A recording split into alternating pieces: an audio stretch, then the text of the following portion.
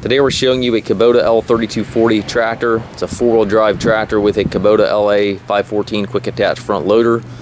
Tractor has just over 300 hours on it. It is prior to all the Tier 4 emission regulations. And this is the L3240, so it is the Grand L series, which is the little bit heavier frame, a little bit more deluxe tractor. Has a front grill guard, paint's excellent on the tractor and loader. Ag tires on the tractor. Foldable rollover bar. Telescopic 3-point arms, 540 PTO. Top link is there.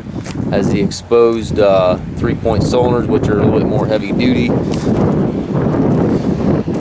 And again, the L3240 is going to be your Grand L series, which is the deluxe version of the L series. Has a nice suspension seat on it. Gear transmission, you have high-low range back here, 4 gears here beside the seat, and then you also have your forward reverse lever up here. You do have to clutch to shift this reverse lever, but you can change direction in every gear. Loader control is coming up right beside the seat in the really preferred location. Foot throttle, individual brakes and clutch pedal down below.